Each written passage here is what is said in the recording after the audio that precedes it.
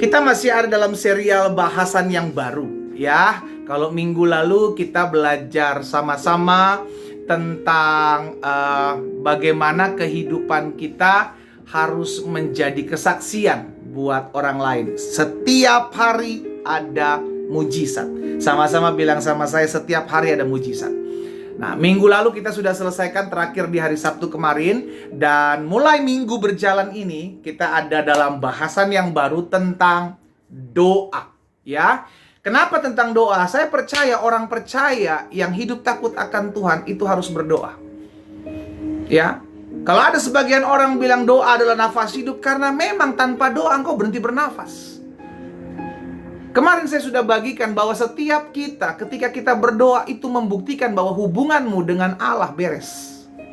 Ya, hubungan kita dengan Tuhan beres tatkala kita tertarik untuk berdoa. Hubungan kita dengan Tuhan kita, dengan pencipta kita beres atau terpulihkan tatkala kita berdoa. Jadi berdoa itu bukan karena dipaksa sama pendeta saya. Lu doa dong, kapan lu gak pernah doa-doa lu? Doa itu juga bukan hanya saat kita mengalami masalah. Betul, pada saat kita mengalami kesukaran kita perlu berdoa.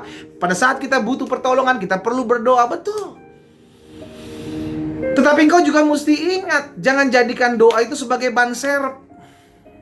Ketika meletus satu ban baru engkau pakai berdoa. Tapi jadikan doa itu sebagai gaya hidup. Sama-sama ketik di kolom komentar, jadikan doa sebagai gaya hidup. Kemarin saya sudah sharing sama teman-teman. Kita berdoa karena hubungan kita dengan Bapa di surga beres. Kalau kita berdoa, tanda kita mau terus berelasi dengan Allah. Sama seperti Bapa dengan anaknya. Hubungannya baik. Kalau hubungannya baik, maka ngobrol juga enak. Ngobrol juga, komunikasi juga asik. Tapi kalau hubungan orang tua dengan anak gak beres, maka ketemu juga kayak segen gitu. Kayak gak enak, apalagi ngomong. Coba cek diri kita. Ketika kita datang sama Tuhan, kita asik gak ngomong sama Tuhan? Karena kita manggil dia ya Abah, ya Bapa.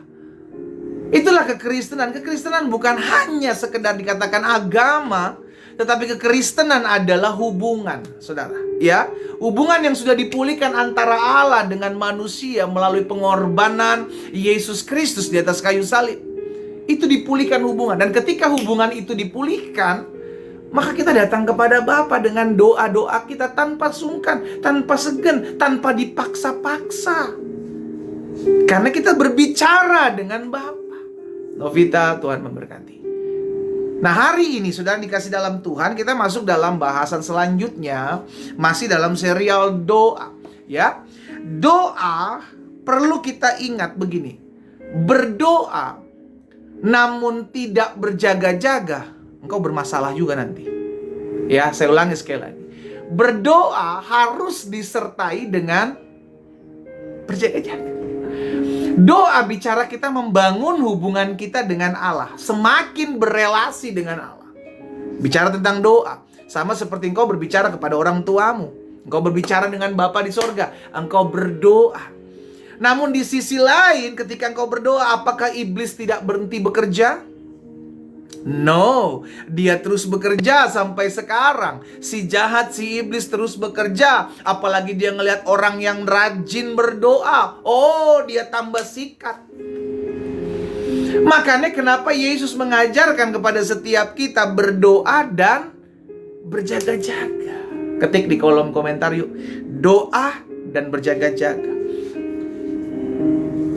Ketika kita berdoa, kita sedang berbicara dengan Bapa. Namun berjaga-jaga adalah bagian kita supaya kita nggak jatuh ke dalam kejahatan. Karena saudara dan saya, kalau kita mau jujur, kita masih hidup di dunia ini loh. Iya kan? Kita kan masih hidup dalam dunia ini. Alkitab jelas mencatat dunia sudah jatuh di bawah kuasa si jahat. Dan saudara dan saya tinggal di dunia ini. Kalau kita nggak berjaga-jaga, kita berdoa, namun mulut masih jahat. Kita memuji-muji Tuhan, kita nangis di hadapan Tuhan. Ketika kita amin ketemu dengan sesama kita, mulut kita jahat, mulut kita ngegosipin orang. Itu yang saya bilang, kalau engkau berdoa tanpa engkau berjaga-jaga, engkau jatuh.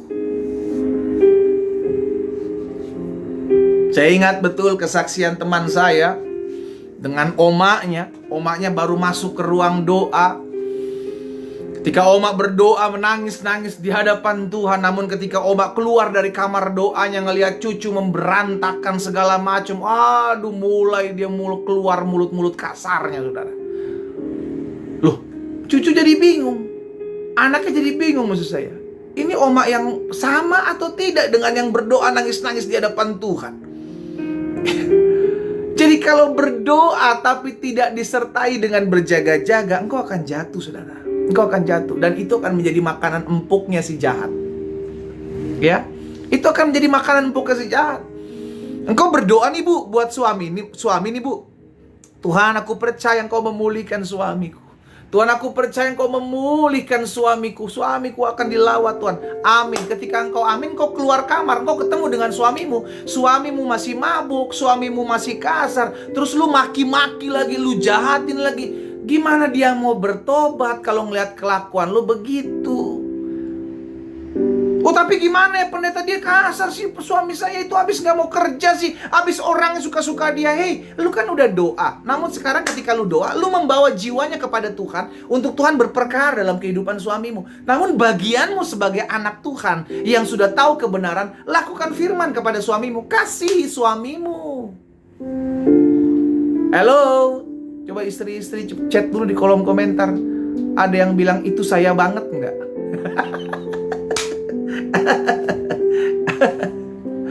Iya kan?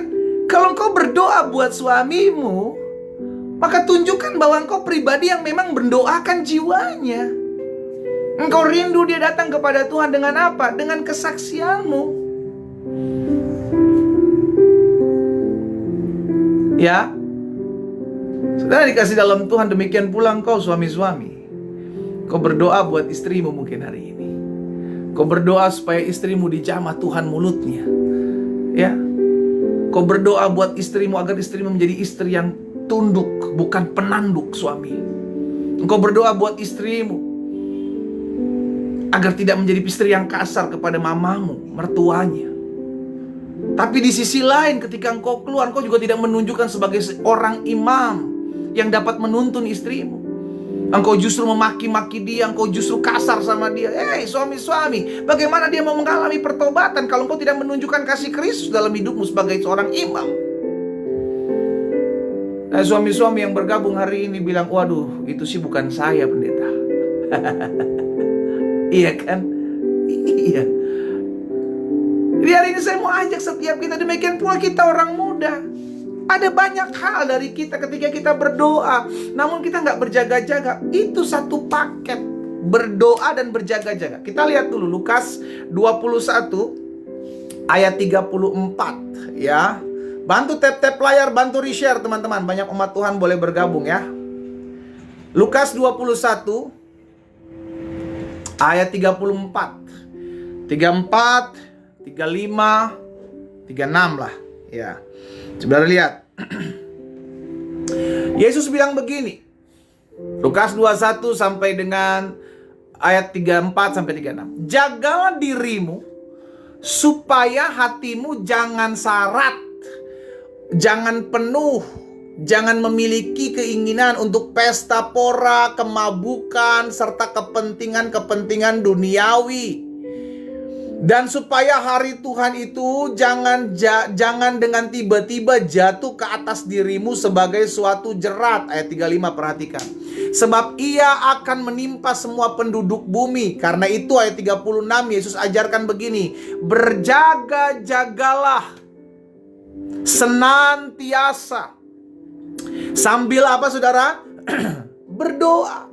Jadi bukan cuma sekedar berdoa tanpa berjaga-jaga, bukan cuma sekedar berjaga-jaga tanpa berdoa. Ini satu paket. Berjaga-jagalah dan senantiasa berdoa supaya kamu, saudara dan saya, beroleh kekuatan untuk luput dari semua yang akan terjadi itu. Apa semua itu nih? Supaya hatimu jangan syarat oleh pesta pora, supaya hatimu jangan syarat oleh kemabukan, supaya hatimu jangan syarat oleh kepentingan-kepentingan duniawi. Caranya bagaimana? Berdoa, berjaga-jaga, dan supaya kamu tahan berdiri di hadapan anak manusia. Jadi kita mesti ingat hal ini saudara. Satu paket tuh yang namanya berdoa dan berjaga-jaga. Nggak bisa enggak. Kau berdoa, tapi engkau tidak berjaga-jaga, kau akan jatuh, saudara. Ya, iblis nggak pusing lu berdoa selama dia goyang sedikit kita lengah, jatuh kita. Ya, makanan empuk kita. Justru orang-orang yang berdoa ini yang terus disikat. Makanya Yesus ajarkan berdoa harus disertai dengan berjaga-jaga. Engkau berdoa, tapi engkau tidak jaga hati, engkau simpan kebencian. Dan orang yang menyimpan kebencian, doanya terhalang. Ngerti nggak, saudara? Jadi kalau kita berdoa, kita juga mesti ingat, saya harus jaga hati. Kita berdoa, kita harus jaga telinga. Jangan gampang sekali baper. Baru dengar diomongin orang, baru dengar katanya digosipin orang. Kita kan berdoa. Kalau kita berdoa, tanda kita berserah. Daydream, Tuhan memberkati. Saya ajak setiap kita anak-anak Tuhan, siapapun kau yang sudah bergabung 318 orang hari ini. Saya ngerti, kita adalah orang-orang yang suka berdoa. Amin. Saudara adalah orang-orang yang suka berdoa, saya percaya. Saya percaya karena saudara tertarik untuk mendengarkan firman. Orang yang tertarik dengan firman Tuhan adalah orang yang tertarik untuk berdoa. Memang gak gampang. Tapi ketika saudara dan saya belajar untuk tetap terus tinggal dalam doa kita, senantiasa berdoa, maka ada satu hal lagi yang harus engkau lakukan, yaitu berjaga-jaga. Karena orang-orang yang berdoa inilah orang-orang yang dicari kelemahannya oleh si iblis. Orang-orang yang berdoa inilah orang-orang yang akan terus dikejar untuk dijatuhkan. Karena hubungannya dengan Bapa udah beres. Hubungan dengan Bapa udah beres, maka dia akan coba hancurin lagi hubungan itu. Dengan cara apa? Engkau lengah, engkau dijatuhkan. Engkau lengah, engkau disikat. Sehingga hatimu penuh dengan luka, hatimu penuh dengan kekecewaan. Karena engkau tidak berjaga-jaga. Berdoalah dan berjaga-jaga. Kita lihat lagi apa yang dikatakan Tuhan Yesus tentang doa dan jaga-jaga ini. Yesus bilang sama murid-muridnya ketika Taman Getsemani, saudara. Lihat. Thank you, Tuhan berkati. Berjaga-jagalah dan berdoalah. Supaya apa sih? Coba lihat. Supaya kamu jangan jatuh ke dalam pencobaan. Betul, roh penurut, tetapi daging lemah. Saudara dan saya masih punya daging. Coba lihat. Saudara coba begini. Masih daging nggak tangan? Atau udah nggak kelihatan udah roh? Kan enggak. Masih daging lah kita. Itu sebabnya kenapa kita perlu berjaga-jaga. Karena kita masih tinggal di dunia. Karena daging kita ini masih ada. Tuhan memberkati.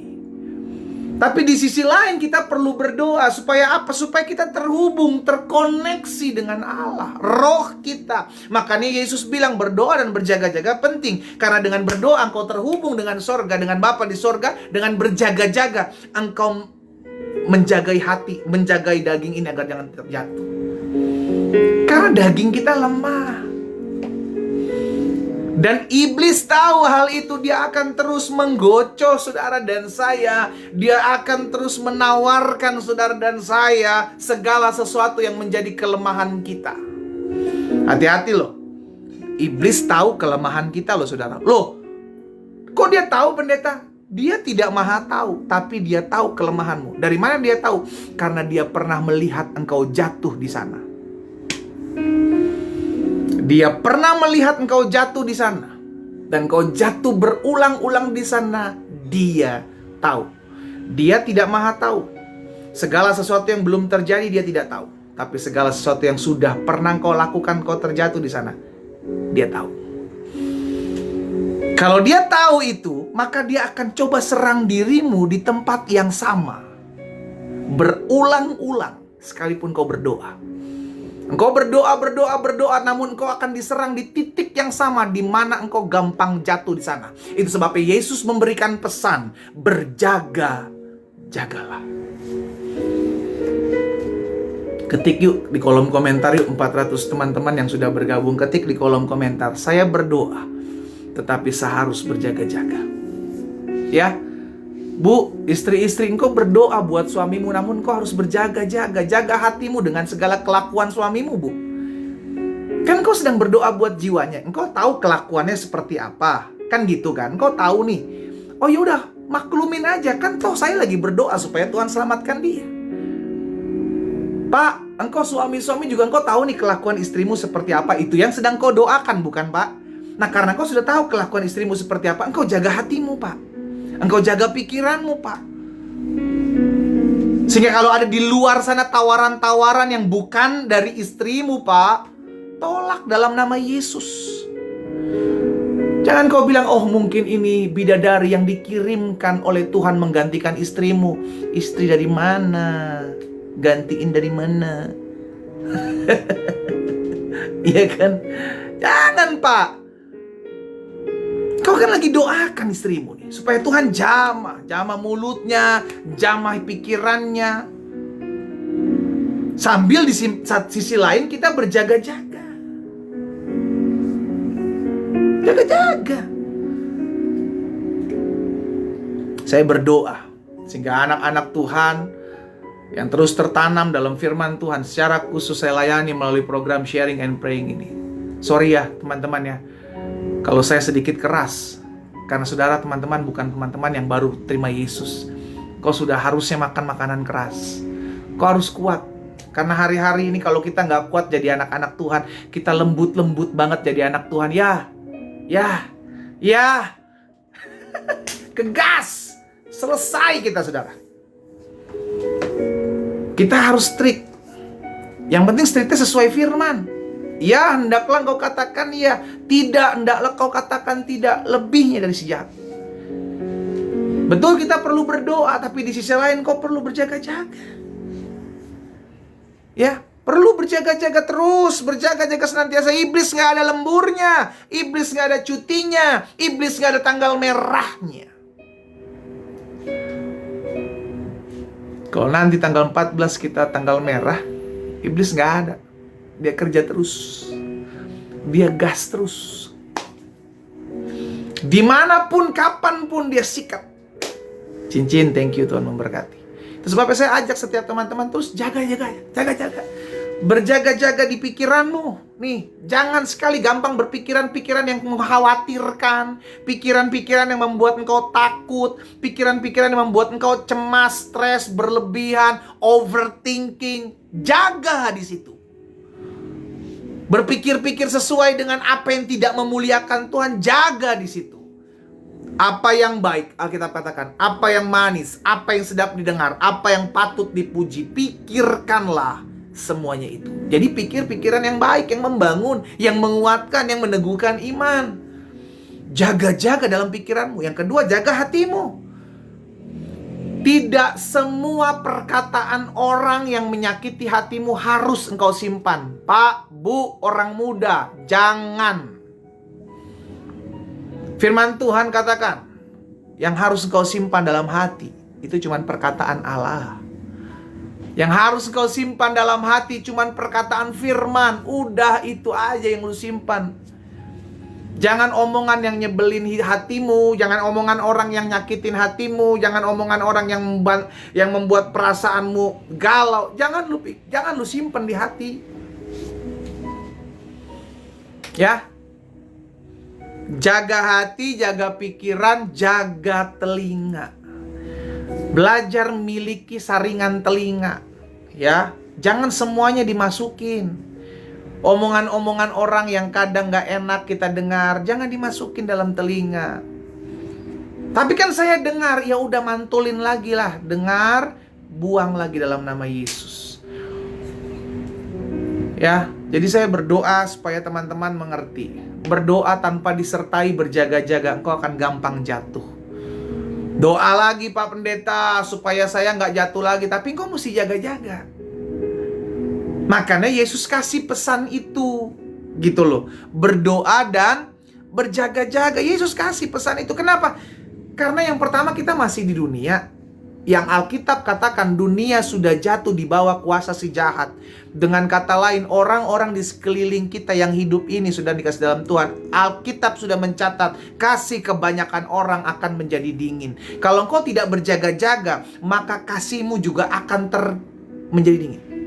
Karena kita ngeliat kelakuan orang jahat, kita ngeliat kelakuan orang katanya melayani Tuhan, tapi mulutnya suka ngegosipin. Kita ngeliat katanya orang ngakuin pelayanan Tuhan, tetapi kok orangnya kelakuannya jahat sekali. Lama-lama kita akan terkontaminasi. Kalau kita nggak berjaga-jaga.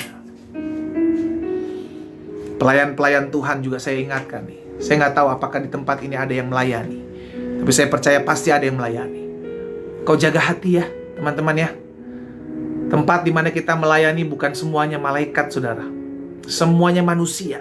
Semua manusia masih sangat memungkinkan untuk menyakiti hatimu. Masih sangat memungkinkan untuk membuat pikiranmu jadi pikiran-pikiran yang gak jahat, yang jadi jahat. Itu sebabnya jaga betul. Ya. Justru orang-orang yang melayani harus tetap menjaga hatinya. Harus tetap menjaga pikirannya. Enjoy. Pelayanan itu karena engkau melayani Tuhan. Engkau berhadapan dengan manusia, tapi yang kau layani itu Tuhan, saudara. Makanya kan firman Tuhan katakan, apapun juga yang kamu lakukan, lakukan seperti untuk Tuhan, bukan untuk manusia. Karena ketika engkau lakukan seperti untuk manusia, engkau akan kecewa. Ya, teman-teman yang melayani, saya ajak setiap kita untuk engkau berdoa, tapi di sisi lain engkau berjaga-jaga. Engkau yang menjadi pendoa syafaat dalam sebuah gereja, berjaga-jaga. Serangan akan terus datang buat kita yang melayani. Ya, karena itu sudah dikasih dalam Tuhan, pesan Tuhan Yesus hari ini jelas. Berdoa good, tapi disertai harus dengan berjaga-jaga. Kenapa? Karena yang pertama, kita masih tinggal di dunia ini. Dunia sudah jatuh di bawah kuasa si jahat. Dunia dipenuhi dengan orang-orang yang mementingkan dirinya sendiri. Dunia dipenuhi dengan orang-orang yang kasihnya semakin dingin. Karena itu saudara harus berjaga-jaga supaya jangan sampai terkontaminasi. Yang kedua, kenapa kita harus berdoa dan berjaga-jaga? Karena kita masih daging. Yesus sudah bilang, roh memang penurut tetapi daging lemah. Apakah ada di tempat ini yang 415 orang sudah bergabung, sudah roh? Tentu tidak, beda alam kita. Karena kita masih daging, maka kita perlu berjaga-jaga. Ya, kita perlu apa? Kita perlu berjaga-jaga. Berdoa dan berjaga-jaga itu kunci untuk engkau melihat perkara-perkara dahsyat dikerjakan dalam kehidupan. Ketika kita selesai berdoa, kita harus berjaga-jaga untuk tetap terus percaya. Kita berdoa nih, amin. Lalu kita keluar, kita lihat keadaan situasi, apakah berubah? Belum. Kita doakan suami, begitu amin, belum langsung berubah, Bu. Minum obat aja perlu waktu. Kita doakan istri, Pak, amin, langsung berubah? Belum. Kita perlu berjaga-jaga supaya apa? Jaga supaya saya tetap kuat berdoa sekalipun saya belum lihat perubahan. Kenapa ada anak-anak Tuhan yang berhenti berdoa? Karena terlalu lama dia pikir, saya udah berdoa loh pendeta, tapi kenapa saya belum lihat perubahan dalam hidup suami saya? Saya udah berdoa tapi saya belum lihat perubahan dalam hidup istri saya. Saya udah berdoa tapi belum lihat perubahan dalam hidup situasi ekonomi saya. Hey, lu bikin Indomie aja yang katanya mie instan, itu butuh waktu. Mie instan aja nggak bener-bener instan, butuh waktu. Lu mesti buka plastiknya, lu mesti tunggu airnya mendidih, lu mesti dulu masukin mie-nya, tunggu lagi mateng. Kelamaan kalau terlalu cepat nanti mie-nya masih keras. Tuang lagi bumbunya. Kan itu waktu, walaupun namanya mie instan. Saudara dan saya apalagi berdoa. Itu sebabnya kenapa kita perlu berjaga-jaga, supaya ketika engkau berdoa, engkau gak kecewa ketika keadaanmu belum berubah. Engkau berdoa, engkau gak kecewa ketika engkau lihat kok lama banget Tuhan jawab doa saya. Engkau gak kecewa karena engkau sambil berjaga-jaga. Sambil berjaga-jaga dengan hal itu, engkau mengucap syukur, Tuhan terima kasih. Dengan saya berdoa, sekalipun saya belum lihat keadaan berubah, saya tetap kuat menghadapi situasi yang belum berubah. Tuhan terima kasih, sekalipun saya selesai berdoa, namun saya belum melihat ada terobosan dalam finansial saya tetap dipelihara sama Tuhan. Karena engkau berjaga-jaga. Ya. Nah, termasuk di dalamnya kekecewaan. Engkau berdoa, kenapa ada banyak orang kecewa sama Tuhan? Karena dia pikir Tuhan bisa diatur. Engkau berdoa bukan ngatur Tuhan. Engkau berdoa berarti engkau mau diatur oleh Tuhan. Ya, berbeda saudara. Kita berdoa itu berserah. Tuhan, aku nggak tahu jalanku, tapi aku percaya Tuhan sanggup melakukan segala yang baik dalam kehidupanku. Itu penyerahan diri loh. Orang kecewa sama Tuhan karena dia nggak tahu. Dia pikir dia bisa atur-atur Tuhan. Hey, Dia Tuhan, Dia yang atur hidup kita, bukan kita Tuhannya. Orang yang masih mentuhankan egonya, orang yang masih mentuhankan diri sendirinya, gak akan pernah mau diatur oleh Tuhan, karena Dia yang mau atur diri Dia sendiri. Ujung-ujungnya kalau engkau atur dirimu, engkau akan kecewa. Ke kanan mentok, ke kiri mentok. Lalu engkau bilang, loh mana Tuhan? Kata Tuhan mau tolong saya. Lu gak mau diatur oleh Tuhan. Karena itu di sisi lain ketika engkau berdoa, engkau harus berjaga-jaga. Berjaga-jaga maksudnya apa? Berserah. Makanya itu yang Yesus ajarkan di Taman Getsemani, bukan? Biar kehendakmu yang jadi, bukan kehendakku. Berjaga-jaga ketika engkau tahu keadaan belum berubah, engkau gak kecewa. Berjaga-jaga ketika engkau tahu situasi, keadaan bukan semakin baik berdoa, tapi justru semakin parah. Engkau tetap berjaga-jaga untuk hatimu tetap terhubung dengan Tuhan. Itulah pentingnya doa dan berjaga-jaga. Amin. Haleluya. Hari ini kita sudah berdoa, belajar tentang doa. Namun di sisi lain kau juga belajar tentang berjaga-jaga. Karena dua hal. Kenapa kita perlu berjaga-jaga teman-teman? Dua hal. Karena yang pertama, engkau masih hidup di dunia yang penuh dengan orang-orang jahat, orang-orang yang kasihnya mulai semakin dingin. Yang Alkitab katakan dunia sudah jatuh di bawah kuasa si jahat. Namun yang kedua, engkau perlu berdoa dan berjaga-jaga karena engkau masih hidup dalam daging. Paulus bilang begini saudara, selama kita hidup dalam kemah tubuh ini, kita akan mengalami penderitaan. But it's okay. Ya, karena kita tahu kalau kita belum menderita daging, seseorang yang belum mengalami penderitaan daging berarti sejati dia belum lepas dari dosa. Kita tahu kalau memang kita harus sangkal diri, pikul salib setiap hari, itu membuktikan bahwa engkau menyerahkan hidupmu, dagingmu kepada Tuhan. Doa tanpa disertai berjaga-jaga, engkau akan menjadi makanan empuknya si jahat. Karena engkau akan gampang kecewa dengan doamu. Engkau akan gampang kecewa dengan keadaan kalau engkau berdoa. Karena engkau tidak berjaga-jaga.